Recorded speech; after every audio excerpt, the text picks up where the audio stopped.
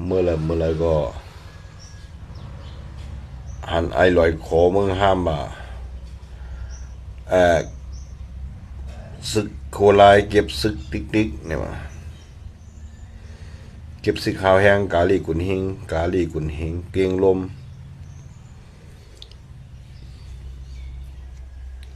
มันก็โหลเก็บไว้เป็นไตวายไม่ได้ที่เทียงละอันเดียงต่างยานว่าลาเชียวจะในกูก้างเขาหยอบกว่าปีว่าลงยายสูนั้นมาเก็บมาจะพัดดักเสียงอันนี้เป็นเก็บไปเป็นว่ายืดไตขึ้นมาเพียวมวยไตนั่นก็มันนี่โคไรกับเปลี่ยนใจมันวันละก็หันเมื่อวันติ๊กกับเป็นเจอมันอันปอเมื่อสู้ร่วมหลวงกับจอยมันดีลาเชียวต่อมาดีเมืองใหญ่นั้นมันลาถึงนี้ด่ะเพื่อนหันตั้งวันตั้งเมืองอันเขาตกซุ่มโกกลางเหี่ยมเขาไปอะไรขาพุดขาหักนั่นยายหูพี่ยายเมื่อปอเมื่อสู้ร่วมหลวงอ่ะนะกับต่อต่างกามานั่นน่ะมาดีเมืองใหญ่นั่นน่ะบางลูกบ้านเมย์เขาพาเพอลงรถเป็นพูเพื่อนหันตั้งวันตั้งเมืองเมื่อมันลาถึงอันนั้นน่ะพอไปเจอมันมันหันนั่นลาดพองไหนลองเจ้าไหนอย่าไปเอาเสือเน่กันติ๊ก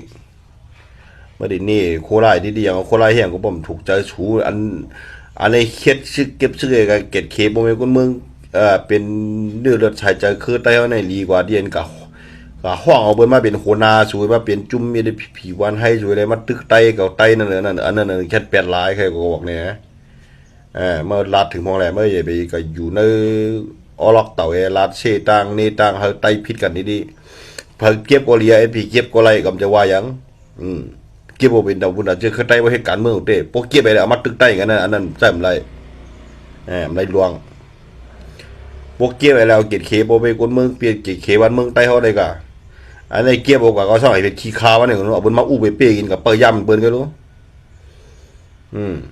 บ่เก็บอะไรเหตุการณ์ไต้จัดจากได้มันก็รีเก็บโคราชมันเหตุการณ์นั้นพะล่ะ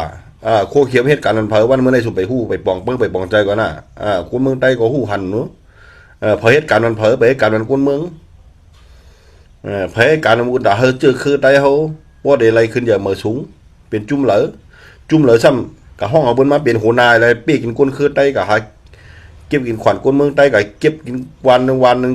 ติ๊กเปจะกินคนนั้นคนเมืองก็ยอบมุนเจ้ามายังก็ยอบมุนเจ้าแหมแบดกำแหมกิ้งกังกิ้งเก๋กำบ่เบิ่นกลมโหก็บันคางปั๊บเมียบเลยเนี่ยก็บันปลองปั๊บเลยเนี่ยลืบเลยเนี่ยน้ำปนของกำลืบบ่ได้คือได้ทั้งเมืองหยอบ่ลืบบ่อยู่ไรตีมหานั่นเมืองใต้อะไรเป็นว่าหิมกันเด้อแผ่นดินใต้ได้ชุมผู้จักเจด่ะชูให้มาเสใต้นี่ใต้ดีอำห่มกันอะไรก็อย่าไปเสอย่าไปเน่นู้นรองใต้เนี่ยลาให้มันเป็นรองเป็นตั้งเตียนมันแม่นเนาะอย่าไปหาตั้งพิษจักดีๆวันเมืองใต้เหมือนในเหลียวเปรย์ได้ย้อนเบอร์สูเป็นแน่ย้อนเบอร์ใต้เฮาเหมือนใน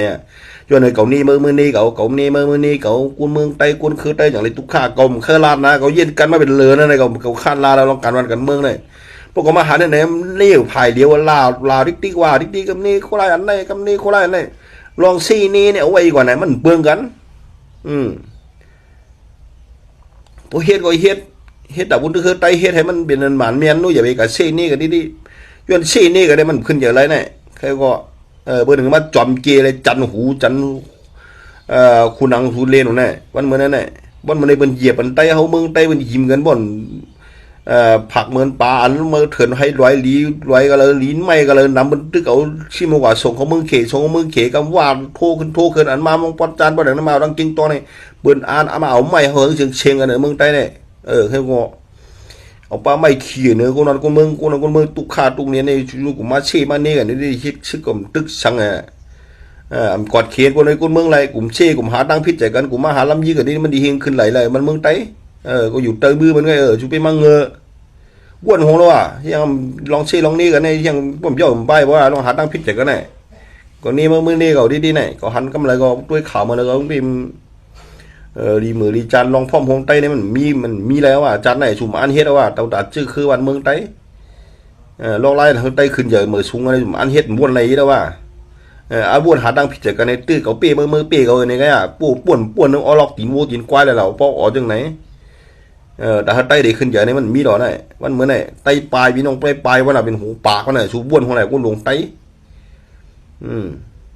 อย่าไปหาดังผิดกับนี่โคลายอันนั้นอันไหน อันนี้กันติ๊กๆอะตั้งวันอะก็มาเหยียบกันไอ้ก็มาคุมจอบอยู่กันไอ้ก็มากันล่วงกันไอ้ก็มาไอ้ก็ไล่จิบชิกกันไอ้เกียบก็เกียบไรก็บนไตแค่นี้อันบนปลาเกียบวนมาเกียบมันออกมัดดึกไตกันคือรู้อันว่ามาเกี่ยวตั้งยานมือใหญ่คัดกูเคลื่อนผมหันนั่นลาดพอแหละเจ้าไหนอันนี้เมืองไต้เนี่ยปันบนมาเก็บหัวหัดตักเสียงกูตีกูเหรียญเนี่ยเขาเขียนอ่ะเขียนนาดีเนี่ยเขียนดอกอันขึ้นเนี่ยนะมันดีขึ้นอย่าไรกูอ้วนหัวไหนอ๋ออยู่นี่ใส่กันนิดๆแหละมาสุขะ